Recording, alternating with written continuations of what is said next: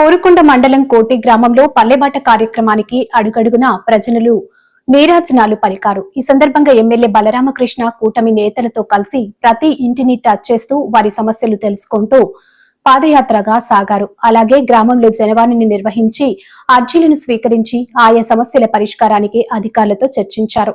ఈ కార్యక్రమంలో MPDO B Ashok Kumar, ఏడీ Mallikarjunarao, MRO సుస్వాగతం, రీసర్వే డిప్యూటీ తహసీల్దార్, పంచాయతీ కార్యదర్శి, గ్రామ సర్పంచ్ వెంటపాటి దుర్గారావు, తెలుగుదేశం పార్టీ నాయకులు అడప వీరాబాబు, అడ్డాల శ్రీను, ముక్క రాంబాబు, వది రెడ్డి దొర, కరి గణేష్, కర్రి దొరబాబు, చదువు ముక్తేశ్వరరావు, తన్నీరు తాతాజీ, దేవన కృష్ణ, యేసుబాబు, చదువు, మధు, రాయపాటి శివ.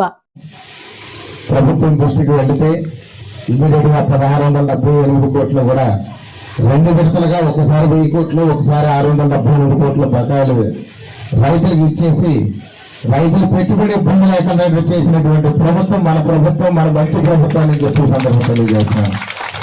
అలాగే ఈ సంవత్సరం రైతులు ధాన్యం కొనుగోలు విషయంలో ఎక్కడ ఇబ్బందులు రాకుండా ఖచ్చితంగా ధాన్యం కొనుగోలు చేశాం. కొనుగోలు చేసిన ధాన్యానికి కూడా 48 గంటల్లో అకౌంట్లో డబ్బులు వేస్తామని చెప్పి హామీ ఇవ్వడం జరిగింది. కానీ ధాన్యం ఎప్పుడైతే కొనుగోలు జరిగిందో 24 గంటల్లోనే ధాన్యానికి డబ్బులు వేసి రైతులకి ఇబ్బంది లేకుండా చేశామని మరొక విషయాన్ని మేము ఉంచుతున్నాము. అలాగే మన ఆడపడుచులు ఉన్నారు. ఆ రోజు సూపర్ 6 లో భాగంగా 3 గ్యాస్ సిలిండర్లు ప్రతి ఒక్కరికి ఇస్తామని చెప్పాం.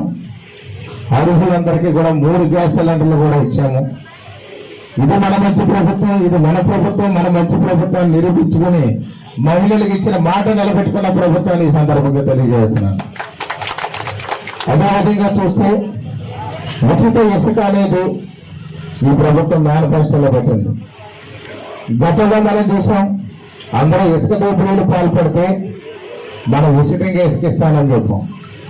ఈరోజు ఇసుక అడిగేవాడు లేడు.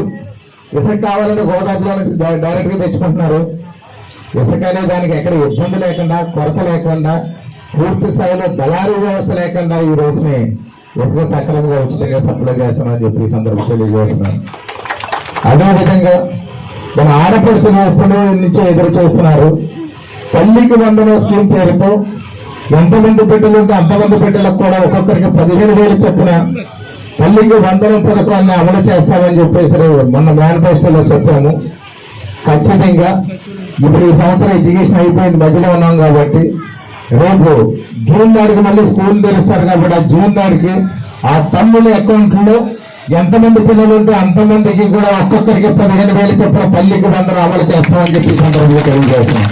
స్కూల్ ఓపెన్ చేసే నాటికి మీ అకౌంట్లో డబ్బులు ఉంటాయి. అదేవిధంగా రైతులకి అన్నదాత సుఖీపోవాలి. మనం అన్నం పెట్టేవాడు సుఖంగా ఉండాలి, సంతోషంగా ఉండాలని చెప్పేసి మన వాళ్ళు చాలా మంది అయ్యప్ప దీక్ష తీసుకున్నప్పుడు జనరల్గా అంటుంటాం. కానీ అన్నదాత సుఖంగా ఉంటేనే దేశంలో ఉన్నటువంటి ప్రతి మనిషి ఆరోగ్యంగా ఉండగలడు, సంతోషంగా ఉండగలడు. అన్నదాత లేనప్పుడు ఎంత లక్షల కోట్ల ఆస్తున్నా కానీ అన్నదాత కానీ లేకపోతే అసలు ఎవరు జీవించలేరు. రైతు అనేవాళ్ళు లేకపోతే అంబానీ లేరు.